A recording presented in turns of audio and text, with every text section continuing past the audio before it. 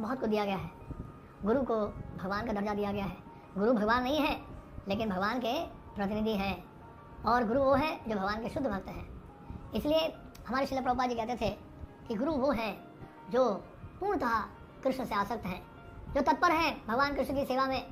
इसलिए हमारे शास्त्रों में ये बड़ा स्पष्ट बताया गया, समित पानी श्रोत्रियम ब्रह्मनिष्ठम, यानी कि जिन्होंने अपने गुरु से सुना है और जो कि शास्त्रों के अनुसार जो है अपने जीवन को बिताते हैं।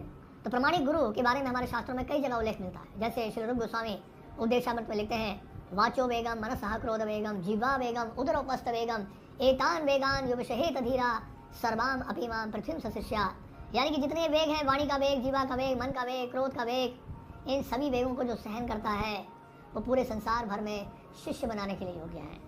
तो गुरु जो है भगवान कृष्ण के शुद्ध भक्त होते हैं, और गुरु कभी भी नहीं कहते हैं कि मैं भगवान हूँ।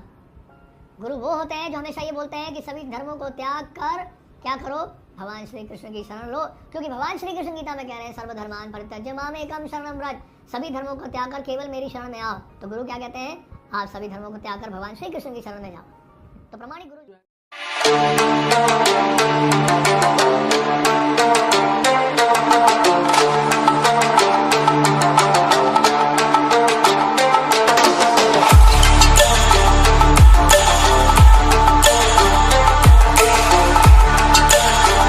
तो गीता जी अध्याय नंबर 15 के श्लोक नंबर 1 से 4 में, 16 और 17 में उस तत्वदर्शी संत की पहचान भी बताई है, और ये भी बताया है कि जिस परमेश्वर के विषय में वो तत्वदर्शी संत बताता है साधनाएं, उसको प्राप्त होकर के उस तत्व ज्ञान की प्राप्ति के पश्चात उस परमेश्वर के परम पद की खोज करनी चाहिए, जहां जाने के बाद प्राणी फिर लौटकर संसार में कभी नहीं आते। और वो तत्वदर्शी संत कैसा होगा, जो उल्टे लटके हुए संसार रूपी वृक्ष को विस्तार से उसके सब अंगों को भिन्न भिन्न बता देगा। सवेदवित वो तत्वदर्शी संत है। परमेश्वर कबीर देव जी ने 600 वर्ष पहले अपनी वाणी में इस उल्टे लटके हुए संसार रूपी वृक्ष की व्याख्या की थी। कबीर अक्षर पुरुष एक पेड़ है, निरंजन वा की डार, तीनों देवा शाखा है, भाई पात रूप संसार। अक्षर पुरुष एक पेड़ है जो पृथ्वी से बाहर दिखाई देता है, वो तना उससे ऊपर ऊपर सारा पेड़ कहलाता है।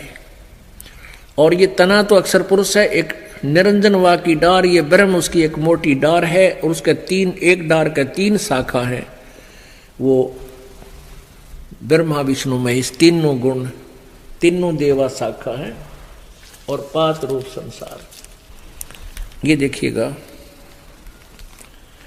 परमेश्वर ने 600 वर्ष पहले गीता जी वाले ज्ञान को स्पष्ट किया था। ये है संसार रूपी वृक्ष, जिसके ऊपर को जड़ वो तो पूर्ण परमात्मा है, और नीचे को तीनों गुण रूपी शाखा है। और ये है जमीन से बाहर जो हिस्सा दिखाई देता है, वो पेड़ कहलाता है। तो परमात्मा ने कहा था अक्षर पुरुष एक पेड़ है, और इस पेड़ की निरंजन ये ब्रह्म अक्षर पुरुष ये इसकी डार, और तीनों देवा शाखा हैं, ये पात रूप संसार। सूक्ष्म वेद में परमात्मा ने एक ही श्लोक में सांकेतिक शब्दों में गीता जी के 15वें अध्याय का बिल्कुल सारांश कर दिया। गीता जी अध्याय नंबर 15 श्लोक 1 से 4 तथा 16-17 का आशय, ये जो सारा कुछ है। ये तना, ये अक्षर पुरुष यानी परब्रह्म भी कहते हैं, इसको अक्षर ब्रह्म भी कहते हैं। और ये मोटी डार जो है, ये ब्रह्म सरपुरुष कहो, सरपुरुष कहो, ब्रह्म कहो, सरब्रह्म कहो, ये एक डार है। रजगुण ब्रह्मा जी, सतगुण विष्णु जी, तमगुण शिव जी, ये डार है, शाखा है, ये तीनों देवा शाखा है, और ये पात रूप संसार। हम यहां नीचे हैं, हम इनसे भी आगे हैं। और ये जड़ कौन है? ये जो सबका धारण पोषण करता है वो परमात्मा, ये परम अक्षर ब्रह्म है। गीता जी अध्याय नंबर 8 के श्लोक नंबर 3 में जिसके विषय में वर्णन किया है वो परम अक्षर ब्रह्म है। वो कौन है? ये कबीर देव है, ये कबीर परमात्मा है। ये उस असंख्य ब्रह्मांड के सिंहासन पर विराजमान है और ये जड़ है, पूरे संसार रूपी वृक्ष के मूल है। और मूल से ही सब खुराक आहार सबको शक्ति प्राप्त होती है। तो इस पूर्ण परमात्मा ही ये पूर्ण परमात्मा ही तीनों लोकों में प्रवेश करके सबका धारण पोषण करता है।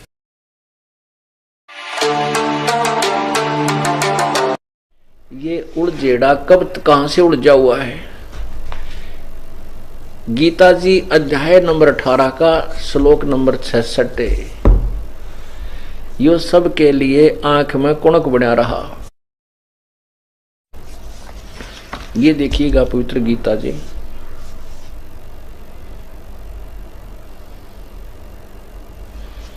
इसमें 18वें अध्याय का 66वां श्लोक,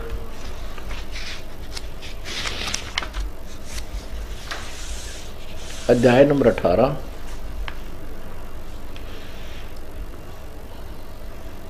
और ये श्लोक नंबर 66। इसका है कि सर्वधर्मान परित्यज्य माम एकम शरणम वर्ज अहम तवा सर्व पापे भय मोक्षामि मा शुच। इन्होंने क्या अनुवाद किया कि संपूर्ण धर्मों की अर्थात संपूर्ण कर्तव्य कर्मों को मुझ में त्याग कर तू केवल एक मुझ सर्वशक्तिमान सर्वाधार परमेश्वर की शरण में आजा। वर्ज माने आजा बता रहा है, लिखा है मैं तुझे संपूर्ण पापों से मुक्त कर दूंगा, शोक मत कर। अब इन्होंने व्रज का अर्थ आजा किया है, जबकि व्रज का अर्थ जाना होता है। ये देखिएगा संस्कृत शब्दकोश, ये है संस्कृत शब्दकोश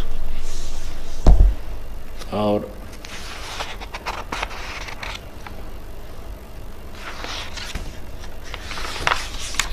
संस्कृत हिंदी कोश वामन शिवराम आपटे द्वारा ये संग्रह किया गया है और मोतीलाल बनारसी दास पब्लिशर्स प्राइवेट लिमिटेड दिल्ली से प्रकाशित हुआ। इसमें देखना 993 पृष्ठ पे ये व्रज शब्द है। इसका अर्थ है जाना, चलना, प्रगति करना, यानी चले जाना, विदा होना